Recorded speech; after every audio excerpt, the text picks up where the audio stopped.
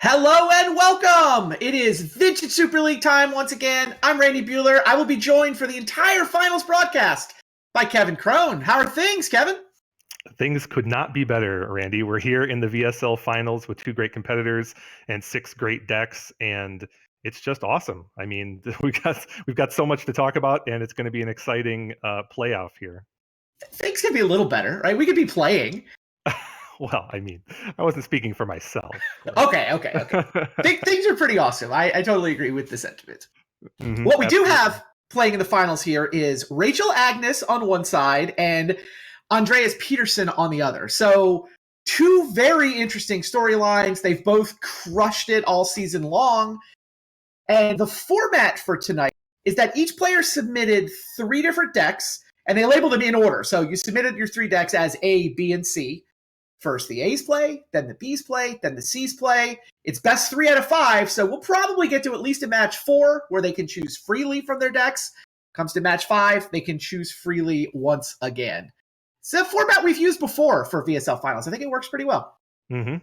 I participated in a similar format with Reed Duke a few seasons back, and I loved it. I mean, the amount of play to this minor metagame that we have here is fantastic, and it brings everything that you like about metagaming to bear, right? The player tendencies and matchups, and it's great. It has a little bit of everything.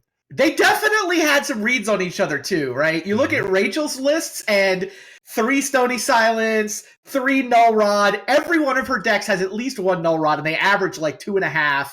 Right. Meanwhile, Andreas is just like, you know what? I've got 13 Thalias between my first 2 decks. He's got a PO deck, and his other 2 decks, his A and B decks, have 13 Thalias between the 2 of them. And by the way, you know how many 1-drops those 2 decks have between the 2 of them? Like Soul Ring? 1 Soul Ring, like half a Soul Ring per deck. Right. It's just like, you're going to have 4 mental missteps, you're going to have preordains, and all the blue card drawing, and yeah, I mean, and they're both right. She does, in fact, have 8 missteps between those 2 decks.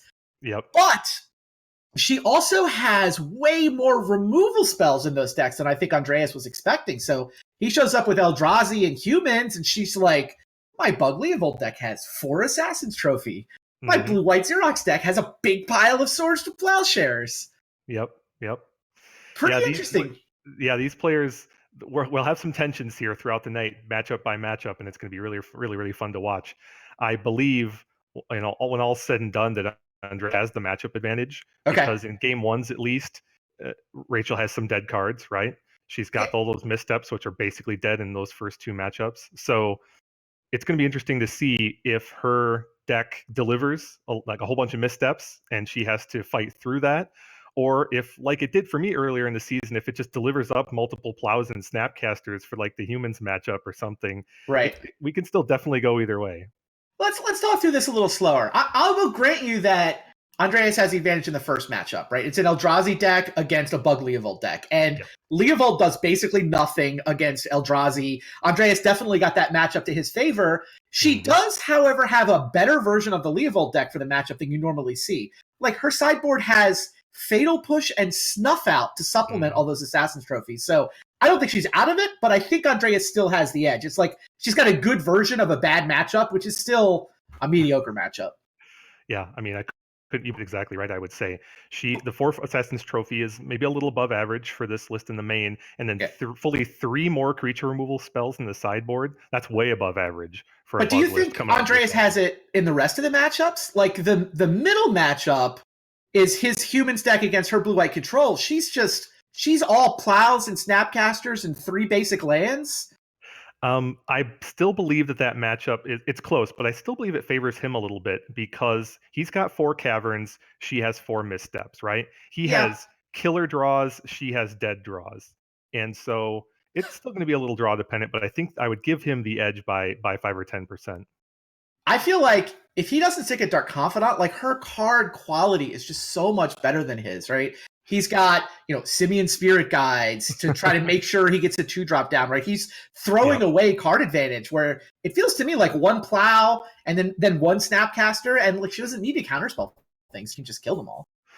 Well, you're absolutely right. So, as I said before, if her deck delivers like a 2 plow hand or a plow Yeah. plus a couple of snapcasters or something like that that allows her to get into the mid game, you're very much right that her card quality can take over. But she also has things like Lavinia, right? Lavinia's pretty much a weak draw there. It's just a grizzly It bear, basically. blocks. Like it's not irrelevant when your Yes, opponent is attacking you with tutus. that's true, but look at how many creatures can just run over Lavinia, right? All the Thalias can, a Yeah. renowned Scab clan can, Kite Sail Freebooter gets over the top, right? So it's there's interaction, there's play to that matchup. That's I why I think don't that think it's a matchup is very given. close. Like I think maybe you're it's going to right be about interesting. game one where she's got all the missteps clunking up her draws, but I think she might actually be better in that matchup after sideboarding.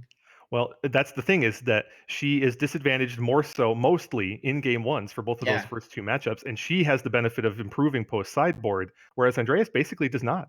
We're going to Yeah. see him side a scant few cards, if any, and it's going to be very marginal improvements on his part. Where for her, it's going to be just huge improvements, right? The fourth Yeah. plow is way better than a misstep, that kind of thing. Containment priest just to clog up the ground, right? That kind of thing.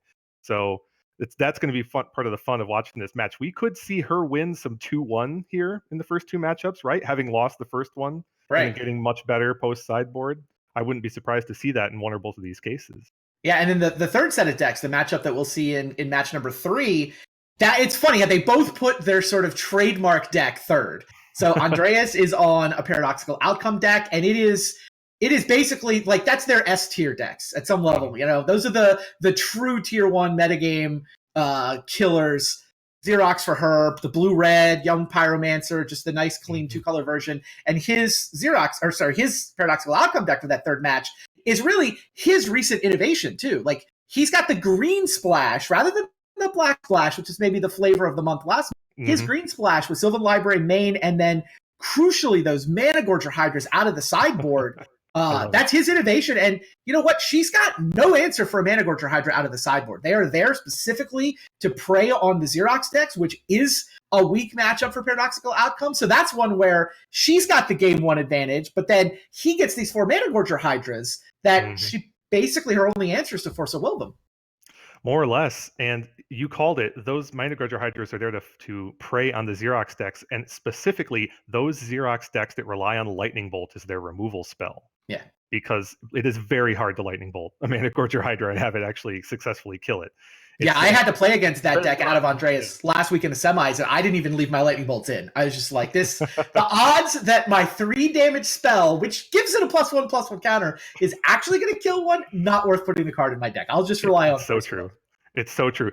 And that will be an interesting tension to see how she navigates that. It's not out of the realm of possibility, right? She has Snapcaster and JVP. She can double bolt one, which again is asking for trouble, but basically it's going to be the pivot point for that matchup. If he can find and stick a Mana Gorger Hydra, get even 1 or 2 counters on it, she's in a bad spot.